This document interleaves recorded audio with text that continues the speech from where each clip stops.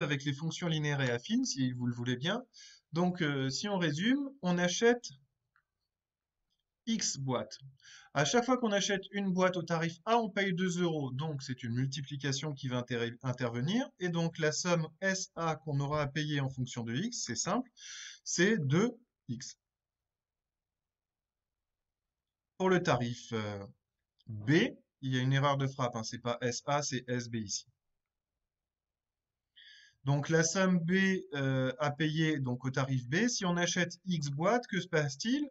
J'ai déjà 300 euros de frais, j'ai pas le choix, il faut déjà que je paye 300 euros, mais après mes boîtes ne sont plus vendues qu'à 1,50 € par boîte. Autrement dit, j'ai un coût fixe de 300 plus 1,5 fois X. On reconnaîtra ici, donc dans la suite de l'exercice, des fonctions affines et des fonctions linéaires. Deuxième question, on va vous demander de représenter graphiquement donc les fonctions qui sont là. La fonction f qui a x associe 2x, on retrouve les résultats précédents, fonction linéaire, et la fonction g qui a x associe 1,5x plus 300, qui elle est une fonction affine. Je rappelle que la représentation graphique de ces fonctions, ce sont des droites. Pour la fonction linéaire, c'est une droite qui passe par l'origine du repère. Pour la fonction affine, c'est une droite qui va passer par le point de coordonnées g de 0 est égal à 300, donc elle va passer par le point de coordonnées 0 et 300. Pour mon dessin et ma représentation graphique, il va falloir que je prenne le temps de faire plusieurs calculs. Donc bon, f de 0 vaut 0, donc df passe par 0, 0, ça c'est évident. On va prendre après, ben, on va prendre 200 boîtes d'achetées. F de 200, ben, ça fait 200 fois 2, donc ça fait 400. Et donc df va passer par le point de coordonnées de 400. Pour DG, même principe, je vais prendre 200 boîtes. Pardon, je me suis un peu trompé. L'image de 200 par la fonction G, c'est 300 plus 1,5 fois 200, ce qui fait 300 plus 300, et ça fait 600. Donc la droite représentant la fonction G passe aussi par le point de coordonnées 200, 600. Je vais passer sur GeoGebra pour tracer les droites.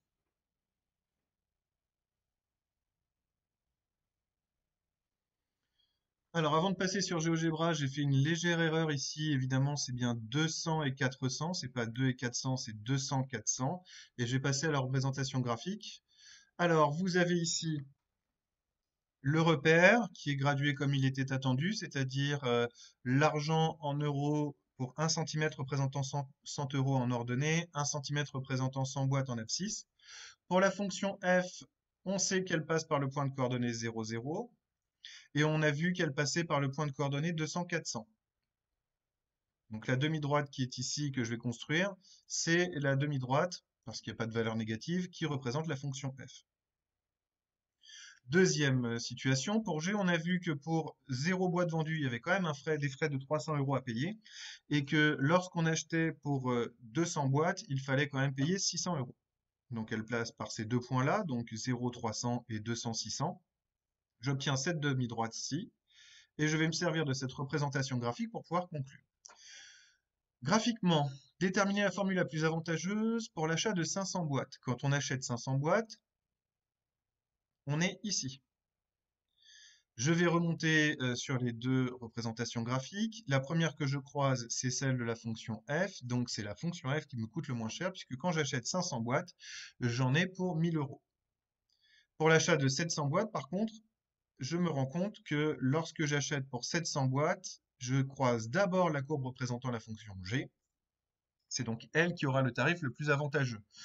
Je vais le voir et je vais vous le faire apparaître en mettant deux points mobiles sur les objets. Je déplace le point E qui est ici jusqu'à l'abscisse de 500. Je vais faire apparaître ses coordonnées d'ailleurs. Non, il faut son étiquette, mais avec les propriétés ce sera mieux, pardon. L'étiquette, c'est les valeurs.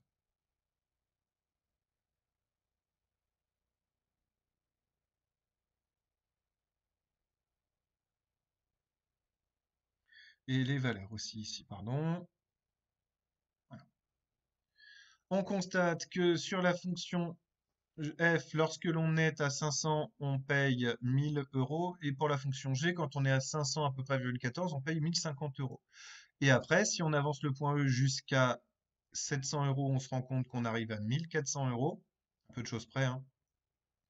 Alors que pour la fonction g, on arrive à un résultat un peu plus intéressant qui est de 1350 a priori, il faudrait faire les calculs. On veut savoir à partir de quel nombre de boîtes le tarif B devient le plus avantageux. On va servir de la résolution d'une équation. C'est le moment où les deux droites se croisent. Finalement, le point qui m'intéresse, c'est lui. Ce point correspond au moment où les deux droites se croisent. Et ça signifie que pour l'abscisse de ce point X, l'ordonnée des deux est la même. Autrement dit, c'est une équation qu'on a à résoudre. Une équation qui est la suivante. Hop. Je vais chercher à résoudre directement l'équation. Je cache ça, je vais y arriver, pardon. Hop, et hop.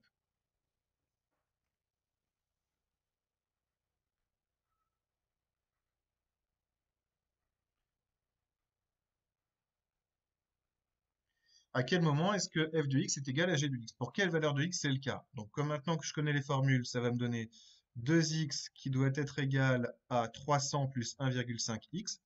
Je reprends les deux formules qui ont été établies plus tôt. Je fais passer tous les x du même côté, ça me donne 2x moins 1,5x égale 300 moins 1,5x plus 1,5x. Évidemment, ils disparaissent. Ça me donne 0,5x est égal à 300. Et ce qui m'intéresse, c'est x tout seul. Donc je divise par 0,5 des deux côtés. 300 divisé par 0,5, x est égal à 600. Il faudrait vérifier en faisant les calculs. Je vais le faire là. F de 600, ça fait 2 fois 600 et ça fait 1200. G de 600, ça fait 300 plus 1,5 fois 600. Ça fait donc 300 plus 900. Et ça donne bien 1200. Effectivement, donc 600 est la solution de cette équation. Donc conclusion, ça signifie que le nombre de boîtes achetées devient plus avantageux avec le tarif B dès que X dépasse les 600 euros. Pardon, les 600 boîtes. Le tarif B devient plus avantageux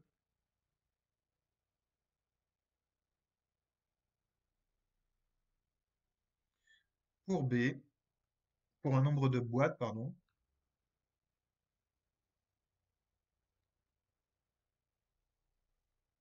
supérieur à 600.